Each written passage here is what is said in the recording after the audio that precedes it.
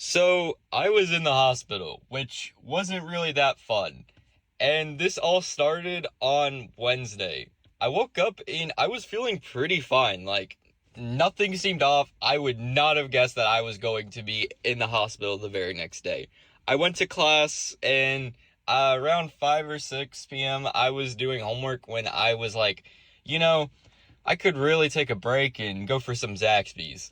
And I don't know why I was craving Zaxby specifically or why it's relevant to the story, but I went out and I ate Zaxby's. And then I came back and it was like 2 hours later and I was starting to feel a little bad.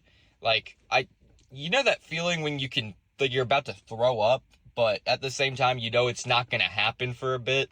I was getting that feeling. Like, I guess I had nausea or something, whatever it's called. Anyways, so I started to feel bad and I'm like, maybe I will go to bed a little bit early. I'll go to bed at 9:30. I normally go to bed at like 11:30. So I couldn't sleep though. And around 10 to 10:30, I was in the bathroom throwing up.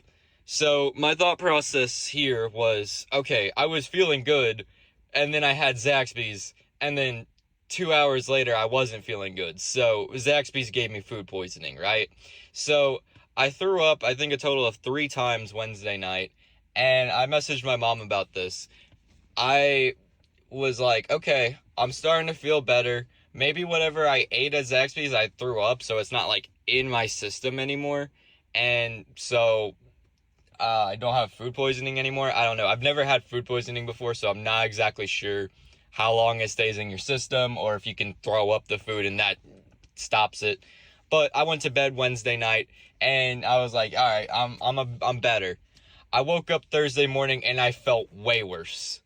Because I was still feeling very nauseated, I was like, I'm not gonna eat, but I'm gonna drink water because I'm kind of getting thirsty and it'll probably help.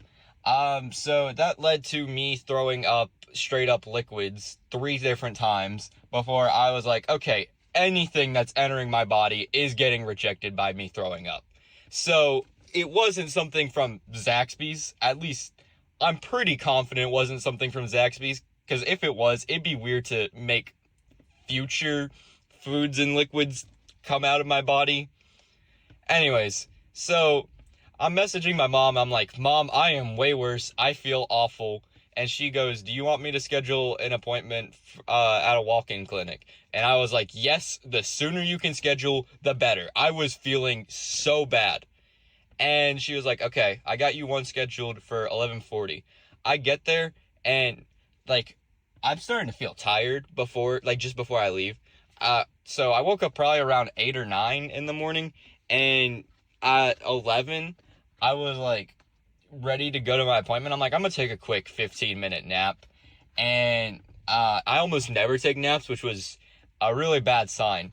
I wound up not falling asleep because someone called me, but I went to the appointment and they were a little late to see me, which I don't blame them for, but that was really bad on me because I'm sitting out there fighting to stay awake and fighting to not throw up or do whatever I was feeling, because I was just starting to feel worse and worse by the hour.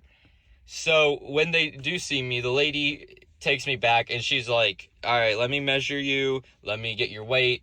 And then she barely even asked me what brought me in before she was running to get a trash can because I looked like I was about to vomit, like the whole room green. It was bad. And so they wanted to do some tests. I don't remember exactly what they did. I just remember that one was a COVID test, which somehow came back negative, and then another was a urine test. And then they were like, we want to transfer you to the ER, and we strongly recommend you take an ambulance. Now, there's something I haven't really mentioned yet, not just for this story, but in general, and that's that the whole reason for me feeling this way didn't exactly happen Wednesday night, but rather 17 years ago. I've never really mentioned it on this channel before, but I'm a type 1 diabetic, and now seems like a good time to mention this. So, I don't really know what to elaborate on this, but in the urine, they found that I had high ketones because while I was starting to get sick and throw up, my blood sugar was going way up. So there I am. I already knew that I probably had ketones because, like I said, my blood sugar was running extremely high from whatever was making me feel this way. And I was like not thinking that I was bad enough to where I needed an ambulance. So I was trying to message a friend to come get me, which really shows how bad the American healthcare system is, by the way. That, like, I'm like barely functioning and I'm still trying to get a friend to take me to the hospital over an ambulance. Well, he was willing to take me, but he was kind of just taking too long to where I had to make the decision to take the ambulance, which was probably for the better because when the paramedics arrived, I realized I can't get up. I cannot get up on my own. I do not have the strength anymore. So, we get in the ambulance. I'm on a stretcher, and they take my blood sugar in there, and it says like 450 or something, which if you don't know what a good blood sugar is, it's probably around 180, maybe a little bit less. So 450 is about really terrible. So when we get to the hospital, I tell them, I'm like, hey, I kind of have to pee. So they get me as close to the bathroom as I can before they take me off the stretcher. And they're like, hey, if you need us, like if you fall, whatever, pull this cord down there and we'll know to like come in and help you. And I was like, I can at least walk 5 feet. I walked to the toilet and I lost my breath. Like I was fixing to pass out probably. So looking back, it is a good thing that the ambulance took me and the paramedics, because as much as my friend would probably have helped me, I doubt he would have been able to do as good of a job as the paramedics would. So, I think it probably took me about 30 minutes to get into a room because they had to clear one out at the hospital. And when I got there, they started to do a whole bunch of tests, like blood tests and whatnot. And in between the ambulance ride and the time I got into a room, my blood sugar rose again to 503. And at this point, they were like figuring out stuff. Like I was dehydrated because anything I was trying to drink, I threw up, which made me way worse than I actually was if I just didn't even try to drink water. So they put an IV on me for insulin, which is to help lower my blood sugar. And so I'm telling my mom about all of this. And at this point, she has left work at like 2 o'clock on a Thursday, and she is driving 3 hours to come see me. Not even to come get me, just to come be with me in case anything happens. And I'm saying that like it's a surprising thing. Like that's not something any parent would do, or any loving parent, I guess. I feel bad for anyone who has bad parents. But so there I am, like in the hospital room. They're doing like a whole bunch of tests. They have an IV on me. And I don't know, after 2 hours of being in there, they're like, we're going to transfer you up to floor 5. And to give some context, different hospitals, I'm not sure if every hospital is like this, but different, like I'm pretty sure hospitals have where each floor is designated to a different like section, and the higher up is like more of an emergency. So going from floor 1 to floor 5 was not really that great. So I get up there and I need like 3 different nurses to help me move from one bed to another. It was a 2-foot maybe gap, and I just could not move on my own. Now, so they put 2 other IVs on me. They put a water IV and electrolytes IV because I was so dehydrated, and they were like, all right, you're not gonna be allowed to drink any more water for the rest of the night in case you throw up again. We don't want that happening. And like, fair enough on their part, but I was dying to get something to drink. I asked one of the nurses, I was like, can I just get some water to swish in my mouth, and like I'll spit it out, I promise. And like every single time I swished, I like kept a few drops, and I was like, gulping it down. I was so thirsty. So my mom got there and they're explaining to us. So what basically happened was I got DKA. That basically means that my blood sugar was so high that acid was starting to enter my body at a very dangerous rate. One of the symptoms of this is that you do become sleepy.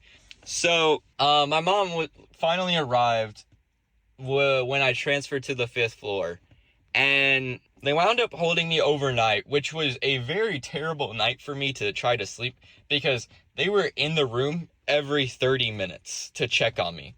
They did so many tests that, as my mom said, the only thing they didn't do was a pregnancy test, but they did an ultrasound to try to see if there was anything in me that was wrong.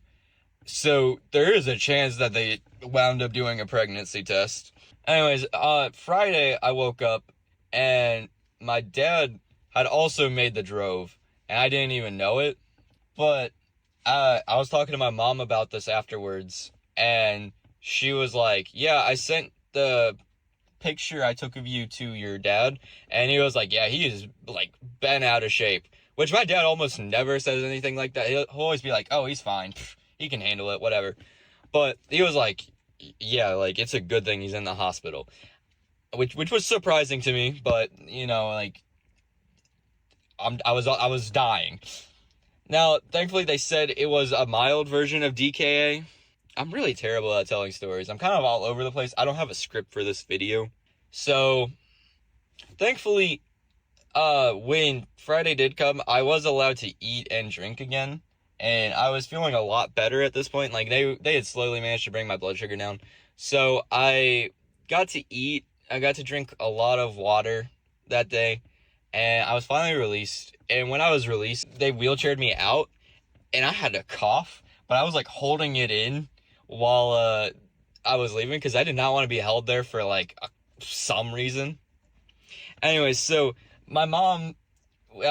we got back to my apartment, and my mom's like, okay, you got two choices here. You can either stay here and, like, recover, or you can go home for basically a day, and then I'll have to drive you back. And I, like, didn't really want to do either more than the other, because it's just such a long drive just for a day to be home. But I really did not want to have to experience being by myself while still recovering. So my mom was like, all right, I'll just go home, which wound up actually working out for the best, because my blood sugar started going really high again. That might be in part due to the fact that I really underestimate how many carbs are in a Firehouse Subs sandwich. But me and my mom had to monitor it for a day. Thankfully, I didn't have to go back to the hospital, which would have been really bad, but that's the story of how I was in the hospital.